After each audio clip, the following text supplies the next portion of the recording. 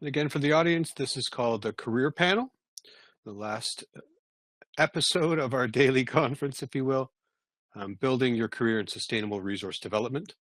The participants today are Geni Peters, PhD, Director of Research for EcoCanada, Dorena Quinn, the Vice President and Global Head of HR and VP of People for IamGold. We have Will Myers, the Director, Marketing and Communications for the Mining Industry Human Resources Council, and Lisa Stephenson, Manager at Careers in Energy. Will should be back here, but I'll let you introduce yourselves as we're all coming in so that we have a chance to go over what you've learned and where you'd like to start. Hey, Geni, maybe you want to introduce yourself first. Certainly. Geni Peters, I am the Director of Research for EcoCanada. EcoCanada is an organization that supports environmental workers across Canada. And my job is to conduct labor market research and develop competency profiles for environmental workers. Wonderful. Maybe Lisa, you would like to go next? Sure, I'm Lisa Stephenson. I'm the Manager of Careers in Energy, and Careers in Energy is a Petro LMI division of Energy Safety Canada, and our mandate is to develop leading-edge research tools and resources to increase awareness and understanding of the energy industry and career opportunities to support attraction and retention of a skilled and productive workforce. And today I'll be just sharing some information on our Canada's energy solution and some emerging careers. Absolutely wonderful. Will, why don't I get you to introduce yourself? Perfect. You can now see and hear me. Is that correct? That's great. Excellent. So hello, everybody. I'm William Meyer. I'm the Director of Marketing and Communications at the Mining Industry Human Resources Council, otherwise known as MiHR. And we're a national not-for-profit organization that exists to lead collaboration across Canada's mining sector, to understand labor market trends, identify opportunities, and develop solutions to build an inclusive, skilled, and sustainable Canadian mining workforce. And I'll be speaking to you today about some of our career awareness initiatives, which I've been leading in the organization. Fantastic. And Dorena, can we get you to introduce yourself? Absolutely. Hi, Dorena Quinn. I am the Global Vice President of Human Resources at a gold mining company, IamGold Corporation. We operate in 3 continents, North America, South America, and Africa. And my role in HR is really multidisciplinary. And what I hope to talk to you about is some of the capabilities and the competencies that are needed in mining, in sustainable energy, and so forth, that we can bring to the conversation. Well, that's fantastic. It looks like we have a wonderful group of panelists today. Maybe because you went last in your explanation, I'll let you do that portion of your presentation because it's interesting and we want to get it going. For myself, absolutely. So one of the things that I wanted to share as I listened to my esteemed panel is I thought about where I was in my own career. And I've been at IamGold for about 5 years. And again, I'm speaking to you as, I will say, a life HR practitioner, but I never started out that way. I actually started off studying music. And it was by happenstance that I fell into a career in human resources that helped me hone in on some of the academic things that I had been studying, because I had shifted from music into social sciences in university, my undergrad at a university in Toronto as well. And it was through that emerging career, I'll say, in HR, that became throughout the 25 years that I've been in, very sector agnostic, that I started to flow based on my purpose and my passion. And I've carried that out for now more than 2 decades. And talking about, Brock and what one can bring in terms of skill sets, I wanted first and foremost to share that from a passion perspective that's certainly transferable, and to really focus on one's skills And those skills are really elements that can be shared irrespective of the academic discipline in which we move forward. When I'm speaking to young professionals now at IamGold and I'm interviewing, I'm really focused on the soft skills and, you know, emotional intelligence. And when I think of even our organization, you say mining and gold mining, there's a whole element around purpose and social justice and community that's so exciting. It's less about pulling the gold out of the ground, if you will.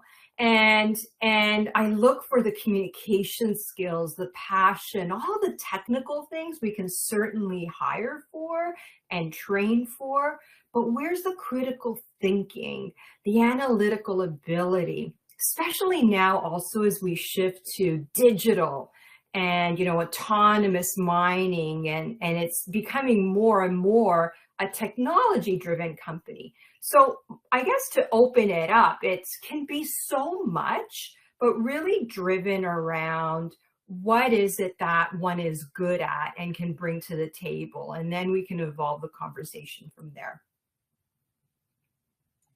That's fantastic. And then you panel probably had a chance to speak before, so if there's specific questions you want to address, feel free to do that. Otherwise, maybe we'll go to Will and see kind of what you think is important to add to this panel. So I was just reiterating what Dorena spoke about and saying, you know, obviously I'm the working communications at the Mining Industry Human Resources Council, and I also just, I guess, fell into mining.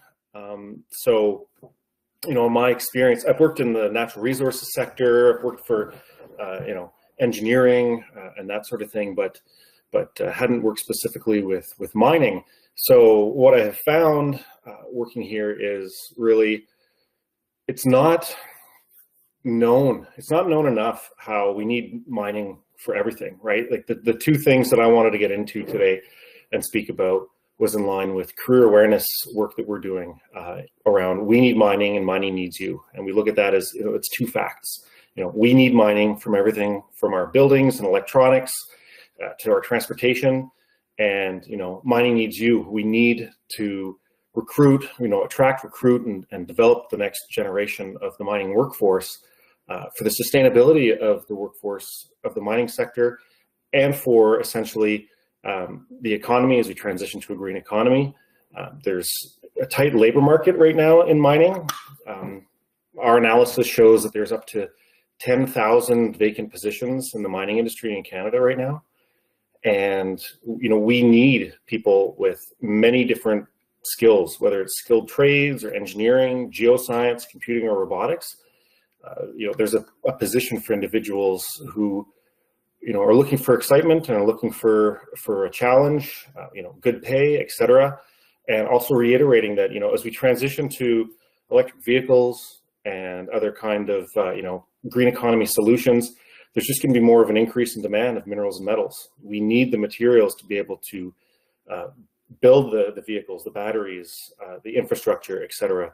And with that increase in demand, there is going to be more of a strain on the tightened labor market, in that the labor market is going to have to expand quickly to ramp up production. So in a nutshell, that's kind of what I was wanting to bring forward today. And of those skill sets I mentioned, you mentioned some pretty important ones that I think students could focus on. You know, we have engineering, you know, computers and robotics. Outside of, let's say, the technical skills, you know, if I have a student who's in geoscience, what other kind of skill sets? Is there any hidden jobs in the industry that we don't necessarily know about? You know, there are marketing people in the industry, there are HR people. So maybe we could talk about a little of the jobs that are maybe not obvious for people, to open up some doors that we haven't seen before. Exactly. As Dorena mentioned, her being in HR and really looking for those soft skills. The soft skills are very important. You know, there's a lot of work in the environmental field. There's laboratory work. There's, you know, everything from, there's jobs that you don't need a degree in order to be working in mining. If, you know, there's individuals out there, they don't necessarily want a degree. There's, you know, jobs, there's laborer jobs, there's helper positions, construction helper, mining helper, security, all the way, you know, to other things like, construction superintendent and mining managers. And then, the people working in the urban areas in the offices who work on the finance side, the HR side, the business side. So there's like I was saying, whether you're looking at skilled trades or whether you're looking at computer science or, even, communications or accounting, all of those type of positions are available within the industry in different capacities. That's wonderful. And it's really, I just wanted to add to that, Perfect. if I may, because it's Yes, just please. so appropriate for me just to build on what Will was saying. Absolutely, whether it's professional or technical, this is now my fourth stint in various sectors, as you see my profile online, and I'm just amazed by the magnitude of skill sets that we need and can attract, and at a global scale too. Well, you talked about marketing, we talked about HR, then there's cybersecurity, there's financial modeling, right?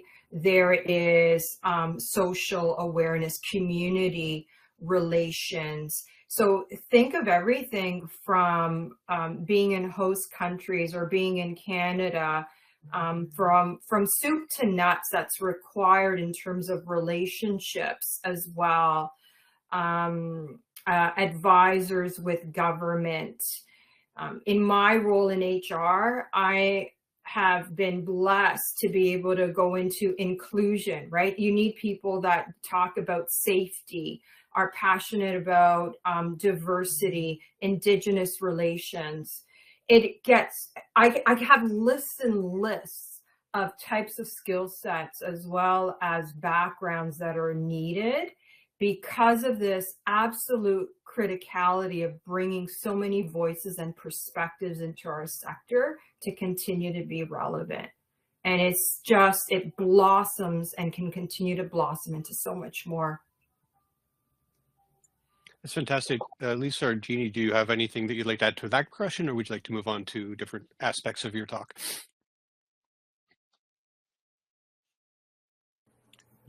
Well, I can certainly jump in and echo what Dorena and Will are saying from the environmental workforce perspective. We see exactly the same thing. It's such a broad range of skills and talents and competencies that are required. And people from all different backgrounds have opportunities to contribute to the green objectives of Canada through mining, through oil and gas, through forestry, through other types of industries, as well as through the more traditional environmental pursuits. And I think that it just can't be said enough that the sectors that we think of as being less attractive or less appealing to some young workers are actually the ones where we need those young workers the most, because we need the passion and the desire that they have in order to make sure that the activities that we do undertake through resource extraction is done as sustainably and as environmentally consciously as possible. Yeah, I'll just add on to what Geni is saying. And I think we have some untapped resources in our youth. And so changing the narrative and changing how we talk about the oil and gas industry and mining industry and how do we attract the youth to this sector and just the variety of jobs and occupations that are available. It's changed from 20 years ago, where now you can have specialized skills and occupations. So I think this is one thing that we can help bring to the youth, is to show them some of the jobs that are available through some information that we have. We have virtual work sites.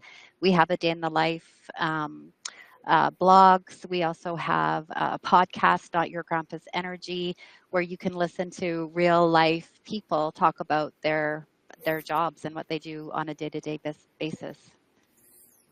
And I think that might be one of the more valuable things for young students, because often students look for, they prepare a resume and they look online for a job offering.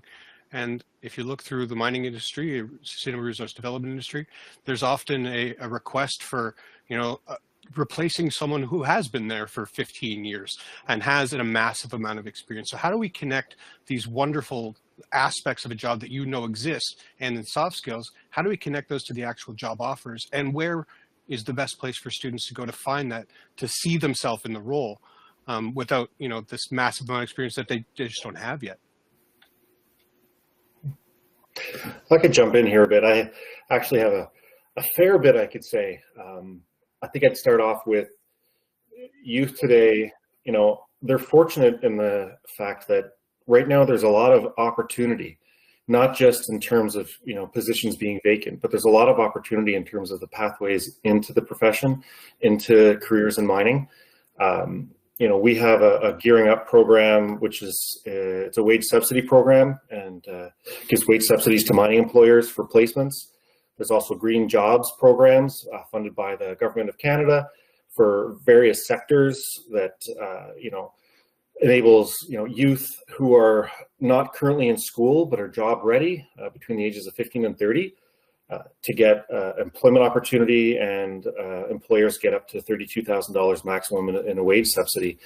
And another program that we just launched is our Career Ambassador program, where we're looking at getting individuals from the industry, as well as students who are currently in post-secondary or other mining related programs, to speak directly to students in high schools and other venues face to face, and hear their stories and hear more about the industry itself. So yeah, I just wanted to kind of point out that I really see that there's a lot of opportunity in terms of where they can get information and where they can get experience in their role. And another way is also having youth speak to other youth. I mentioned Gearing Up, and one of the students that went through the program in the first year, we've had it since 2017, she came to one of our meetings. I believe she was from Western University, and she was taking environmental biology, I believe it was, or environmental science. And she stood up there and said, I never thought about ever working in mining. The environmental aspect, all those negative perceptions. And now that I've had work in an actual company and I'm seeing what they're actually doing, I now want to work in mining. I want to work in mining in the environmental field because they're doing really great work. Again, I'll go back, we need mining, and then mining needs you. We need the youth to come up with those innovative ideas and to reach towards that zero emission or zero carbon economy in mining. And it's just really important.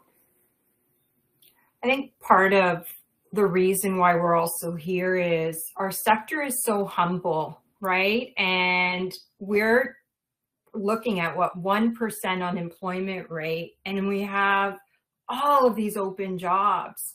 So with our organization, we tap into MiHR as an example. We offer scholarships. Young mining professionals have scholarships for both students as well as co-op placements. And we're always looking to engage with schools, but also hear from the students that are curious around what interests them.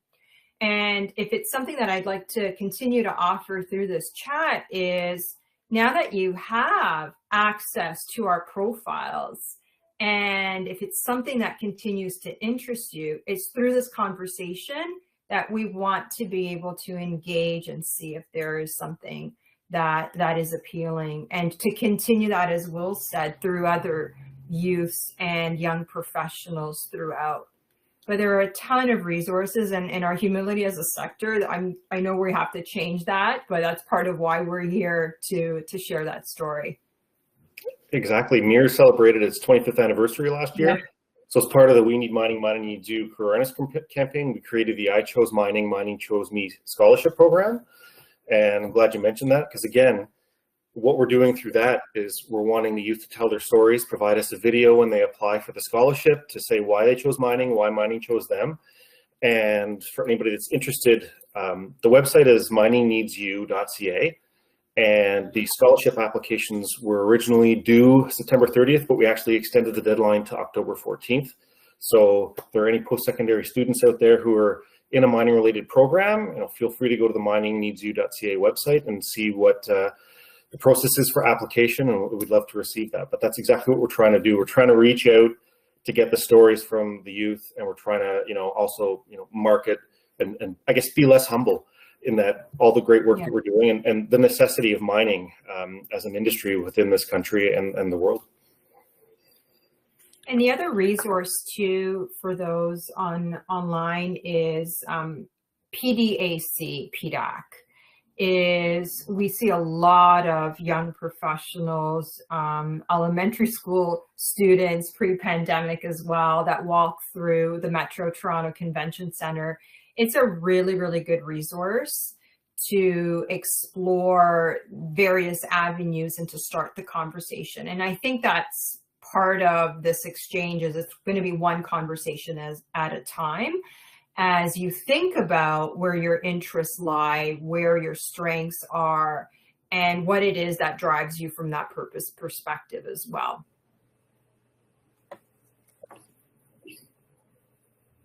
That's fantastic. And I think because we're on a path of inspiring, because I think if you're a student listening to this and you don't hear that I have an opportunity here, maybe there's something missing, because it sounds like we have an opportunity here for anyone, not just students coming out of a post-secondary education in a specific field, but it sounds like that.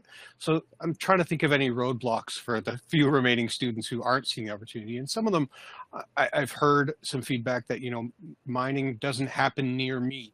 They think that mining is off in a jungle somewhere. And it's not obvious where the jobs are. So maybe we could talk about, the regionality and the spread of your industry, and, do I have to leave downtown Toronto, if I'm Canadian, to find a meaningful role?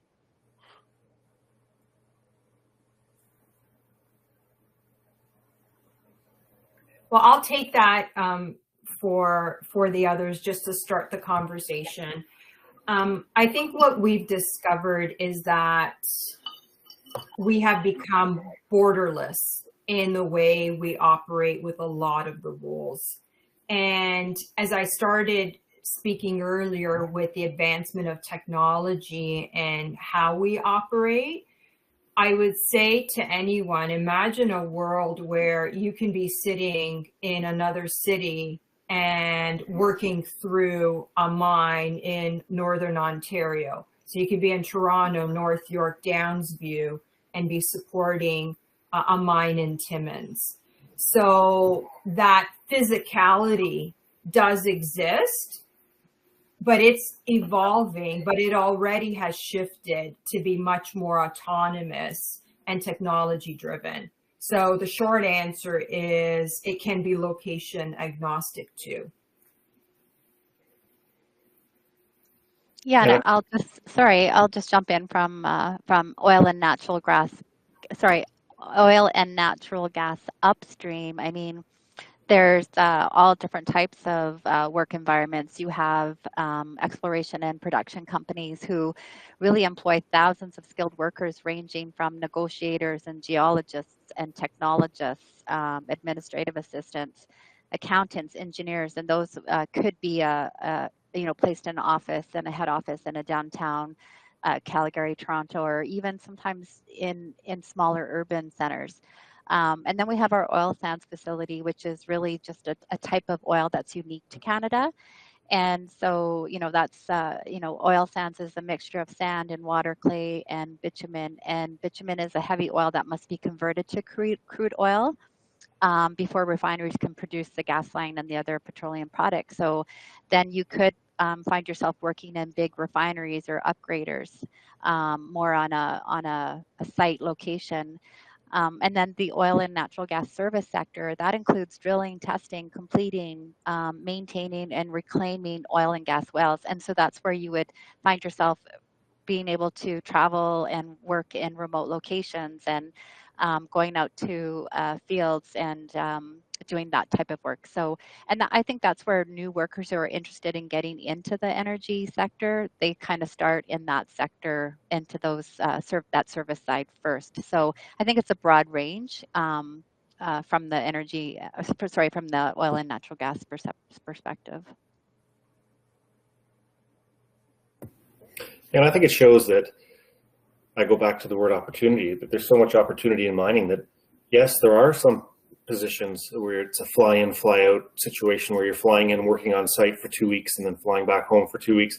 Some people, that's what they love. That's what they want to do. There's other positions that, as Dorena was saying, are autonomous, and you'd be working, theoretically, you could be working one place at a station and working on operating the machine that's on the other side of the world.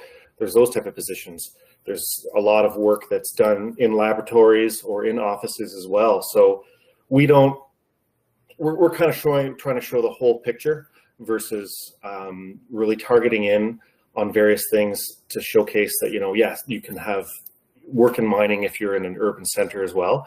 We're really looking at all of these positions exist. Like, mining is more than you think. There's more things out there than you could probably imagine. You wouldn't have realized that's mining. It's exploration.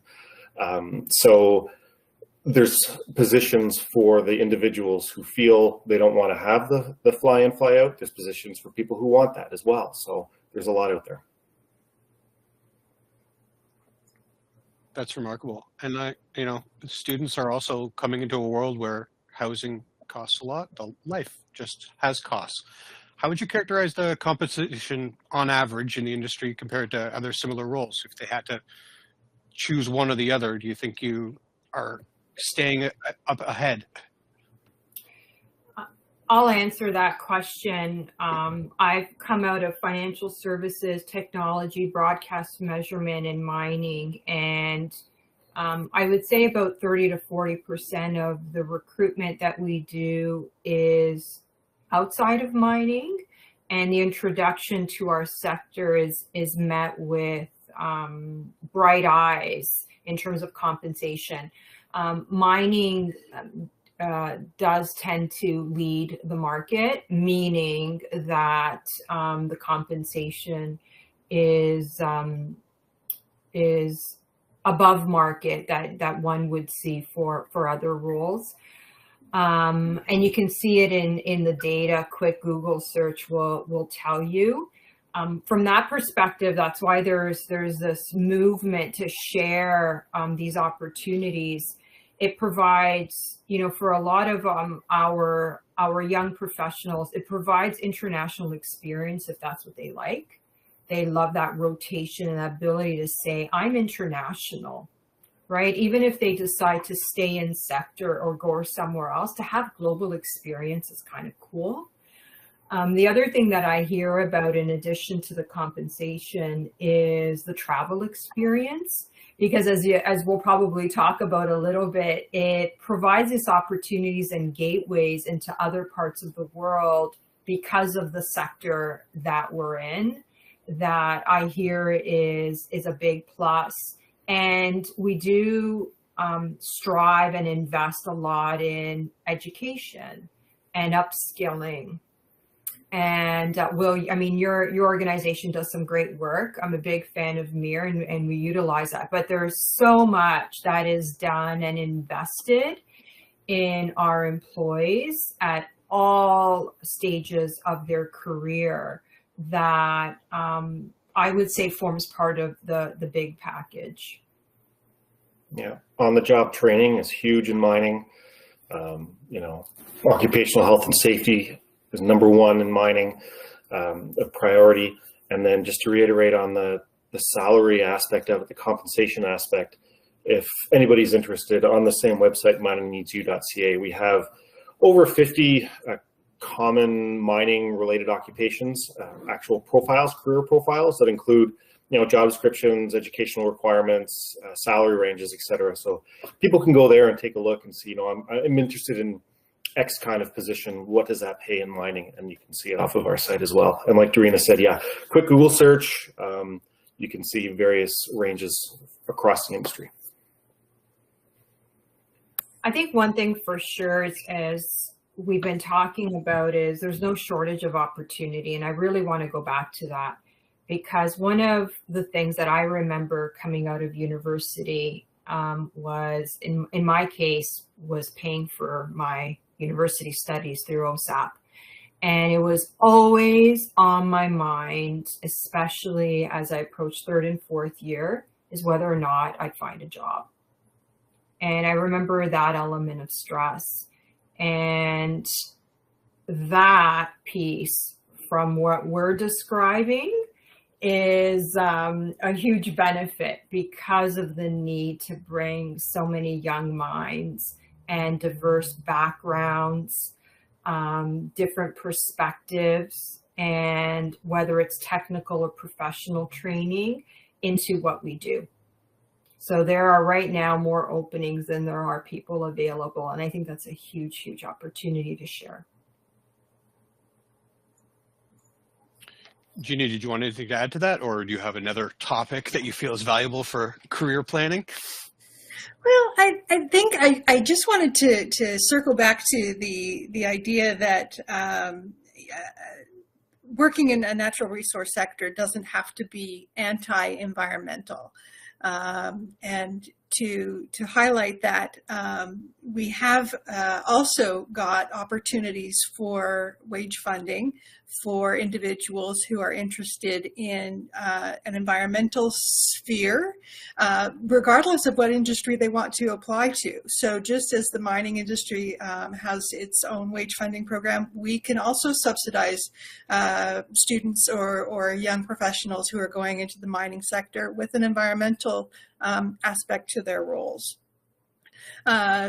Also, the environmental science programs that a lot of young people are coming out of provide them with a really good opportunity to build into a career within the mining sector or the oil and gas sector or any sector across Canada.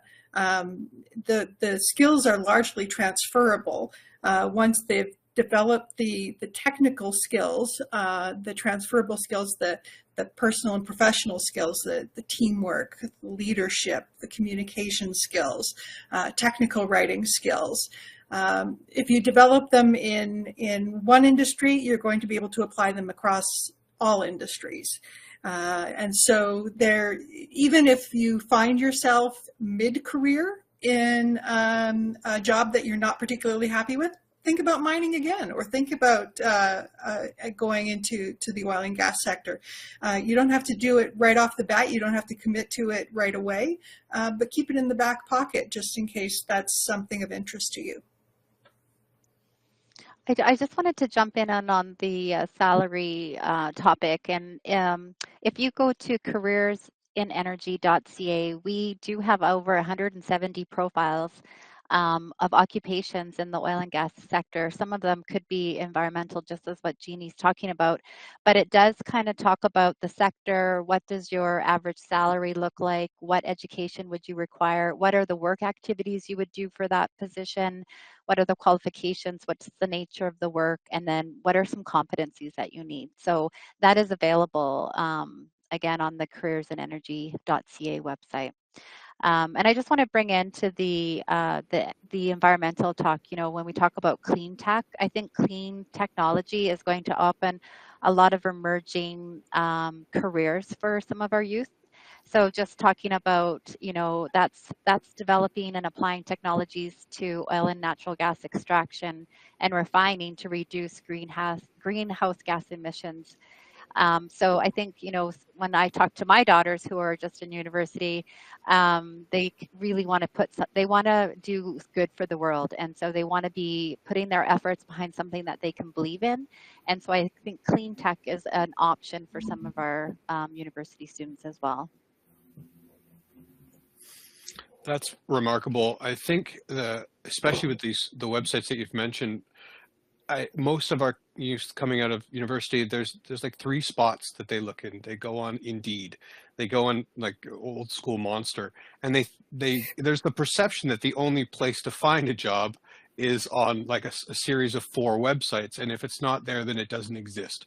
So I think sharing these links is incredibly valuable, and then we encourage our students to look for career or industry specific sites. There are specific you know, career-related job searching websites out there. One that comes to mind is CareerMine. So CareerMine has, you know, natural resource sector positions, including mining in Canada, where individuals can go directly and see various mining positions at various companies.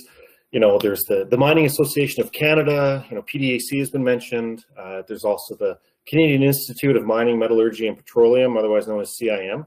They all have membership, and, you know, going to their websites, you can look at their members, the actual, like the mining companies, and learn about them through those associations. Go to the mining company website, see what kind of careers they have on their specific websites themselves, their company websites.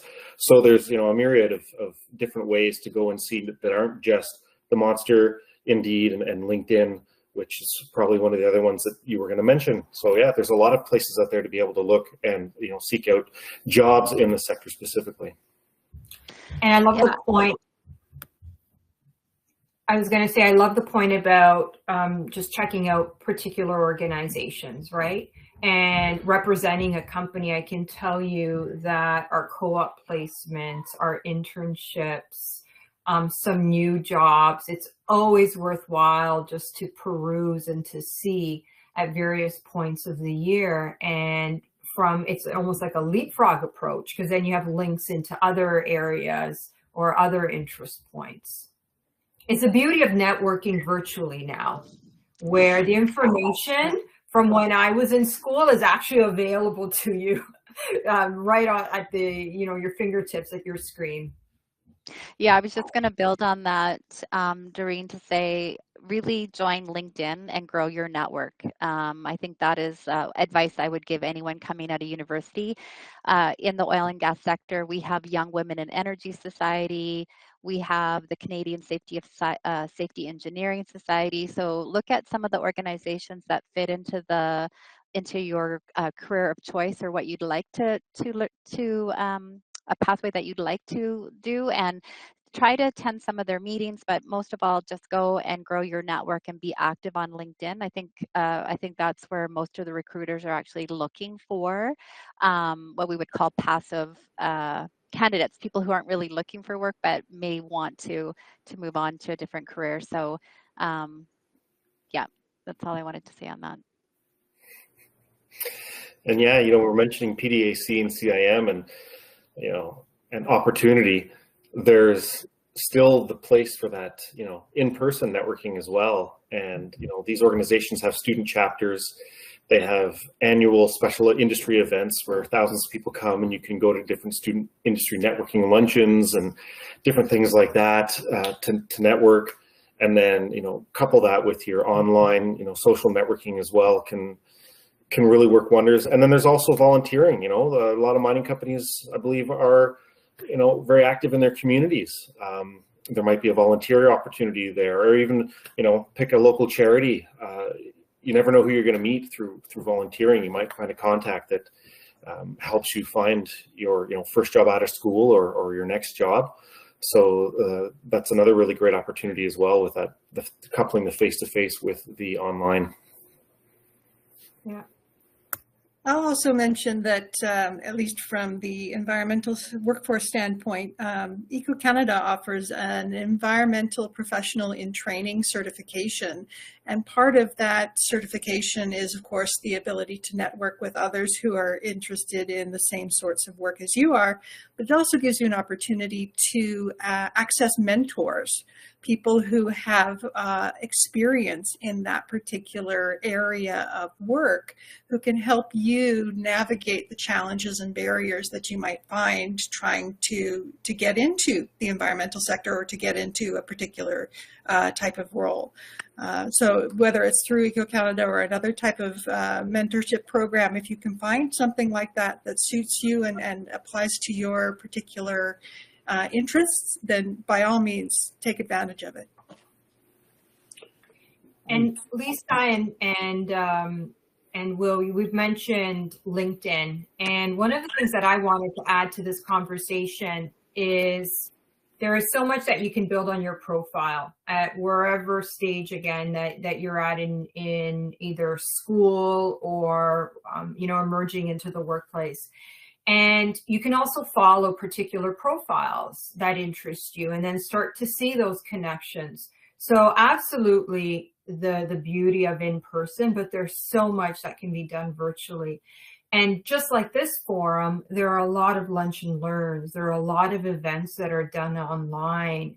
And we've seen with COVID, it's just blossomed into really international scope where you can be in other parts of the world virtually and network through there.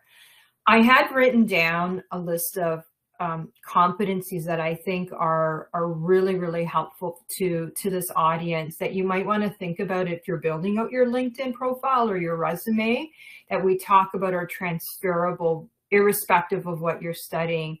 And those are elements like think about critical thinking, your adaptability, your agility, time management, teamwork and collaboration, communication, digital fluency, and relationship building.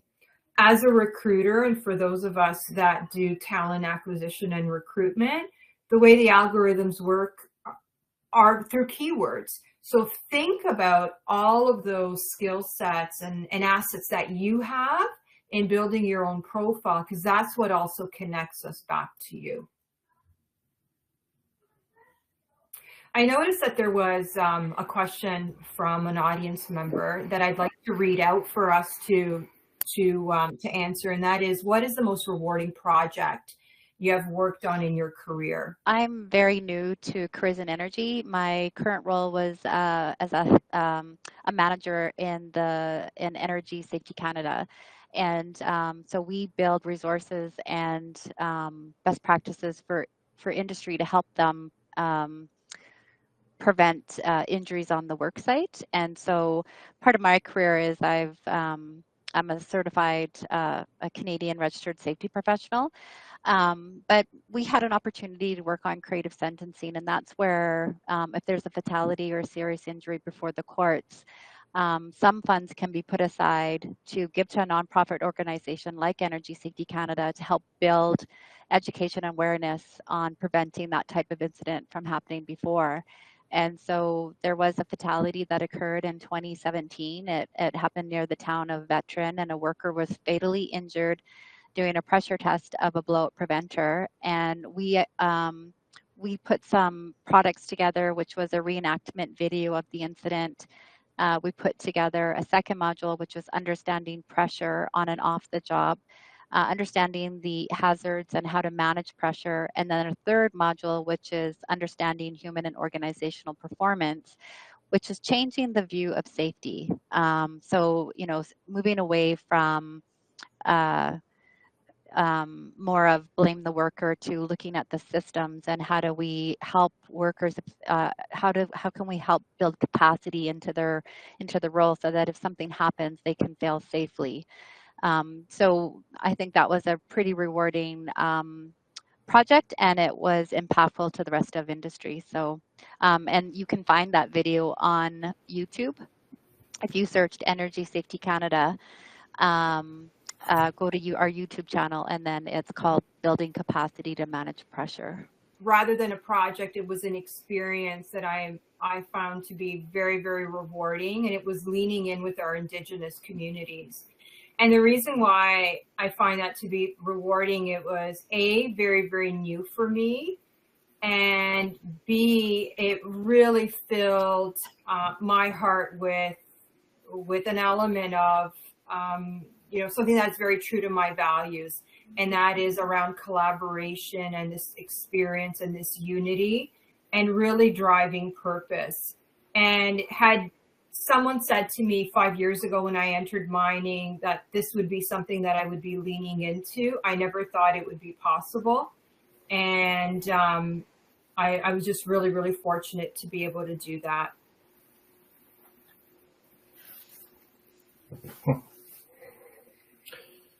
And for me, my career has always been in communications. So it's more of a support role in the various organizations and industries that I've been working for. And for me, the most rewarding project that I would have worked on would be it was an awards program that I helped lead. And it was for students and early, mid, and late career workers. So I just really enjoyed hearing all of those stories, seeing the work that they were doing. And then that's why I like to go to things like this to talk about various aspects of the industry that you don't normally hear about. You know, Dorena earlier said about being humble. People are winning awards, people are doing some fantastic things, and people aren't hearing about it. So that, on my end, was kind of what I find rewarding about this, is learning about an industry, learning about what goes on, learning about what the contributions are, and then being able to share that with others to help grow the industry. So that would be my, most rewarding project I've worked on. I think to come in lastly, it's probably not a specific project that I'm thinking of, but more of a type of activity that I do on a fairly regular basis, which is bring stakeholders from a variety of different backgrounds together to be able to hear from each other and learn from each other and gain the perspective of other individuals and organizations so that they can better make decisions. I often find that there's a great call for additional collaboration between post-secondary educational institutions and industry so that the industry needs are being met by the post-secondary programs. I also hear a lot of discussion between industry and government agencies where the government really wants to get information about what the industry wants, what the industry needs, so that they can better represent those industries in policies and programs. The people who are in government or bureaucracy may or may not have any background whatsoever in that particular industry, even though they're busy developing programs and policies for them.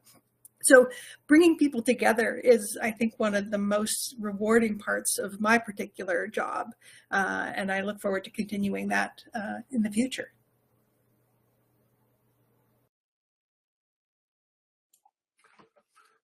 Well, now that I'm back, I can just say I was able to listen while I was dropped, but it was fantastic. So I think I wanted to go over inspiring stories because it's already been that flow for today. I think as a student, to reiterate, there is no shortage of ways to get into your world.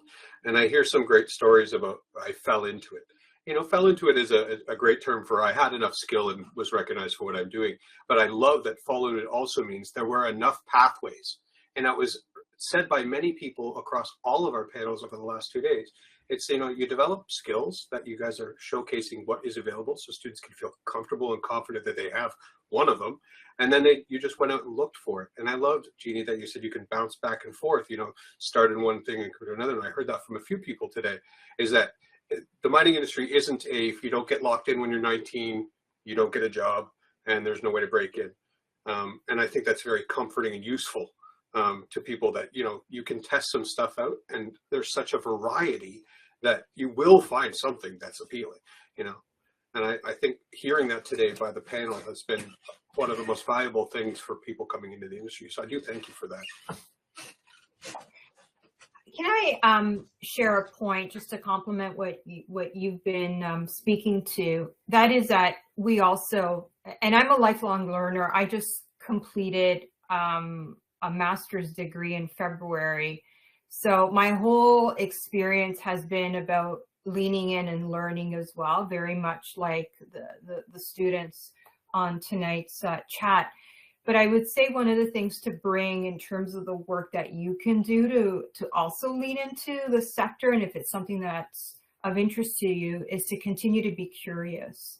And through that curiosity comes the learning and that exploration, and then everything will come and flow, and it's through the connections and the great conversations that you can carry this into a direction that fits what you want to do. And it doesn't have to be that forever. And I think that we've all kind of shared that too, right? Where how we fell into it or how our roles have morphed over time. It can continue to evolve. And I think that alone creates a lot of excitement for us at whatever stage we're at. That's absolutely perfect. Now, is there non-typical networking opportunities? Now, is it still an industry where you show up, go to an event, or are you seeing a lot more digital reach outs? Is LinkedIn a good way to reach people in your world? What are the ways that, a student might not immediately think of to actually find you? We mentioned the websites, which are great job information, but when it actually comes to contacting people, which can be scary, we'll call it, for young people, especially, industry professionals with 30 years experience. But are those doors still open? Do people in your world, youth panel, do you still listen to a youth if they reach out? 100%. 100% through LinkedIn. I would say it's a nice blend, whether one is an extrovert or an introvert or what their preferences are. If the comfort level is best set through like a digital platform, go for it. Start with what one is most comfortable with, what you're most comfortable with. And then it could lead to the in-person, but there's so many opportunities available to do that digitally, and people will respond. Genuine interest exists, and you don't personalize if you don't get a response, with the first exchange, because there are so many, people are just so inundated with things. But we want to hear from everyone. We want to hear a perspective, whether it's LinkedIn, access through email, access through some of our own other informal networks. It's very, very much a connected sector in industry, and we want to keep those conversations going. And I see that Virginia had put a little thing there about, what's the final piece of advice that you'd give to the audience? And I would reiterate what Dorena said about being curious and what we've all been speaking about in terms of the opportunities. So if you're curious about a certain type of work, no matter what it is, and you've never thought about mining before, be curious and take a look out there to see if the type of work you're interested in is available in mining. There's all these resources that we spoke about. There's all these networking platforms and in-person events that we talked about. So be curious and see if there'd be something out there for you in the mining industry that you wouldn't have originally thought about. But now that you've done some research, you can see that there could be a fit for you in the industry. That would be my little piece of advice. Yeah, I'll just add on to that. I think, look, when we were coming out of university, at least I was about 20 years ago, you're looking for a long-term career. And I think Dorena and William are correct. I think it's okay to look for something for short term. It's okay to do something for 5 years and let your skill sets grow, and then see where else does that match. What applicability can you take from the skills that you learned in that 5-year span, and how can you apply it to somewhere else where your interests grow? Because as you get into a sector and perform a job, you'll find that, oh, wait a minute, I see someone doing that, and I think I want to give that a try. So, go into it with thinking that it's, I'm just going to do this for the next few years or 5 years, and then just see where life takes you. And in that 5 years, build as many networks as you can. I just think that's the most important.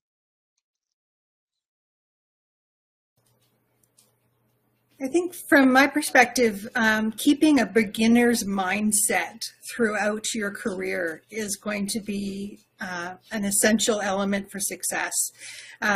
Going into new situations, even if you've got some great experience, going into a new role or a new situation, and being open to the wisdom and knowledge and experience that others have acquired.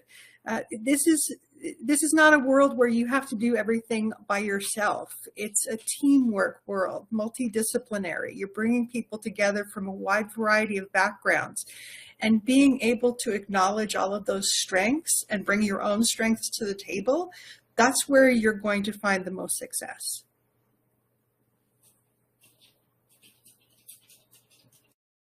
Well, I think that's absolutely wonderful. That's about the time we have, and I don't think there could have been a more valuable session if you're looking to get into the industry. If you didn't hear some information that you can use to your advantage, I don't know what else we could have covered. It is remarkable that there are so many opportunities, and you all spoke eloquently about how to get in. And I love the curiosity aspect, because young generations, and especially the students that I see at Brock University, they are curious. They do want these positions, and they're hungry too. This is not a lazy generation. This is not, they just don't know quite where to be. But panels like this, with that little bit of spark that we've shown today, I think you're going to see some resumes come in. I think you're going to get some context, and I really do hope that happens for them.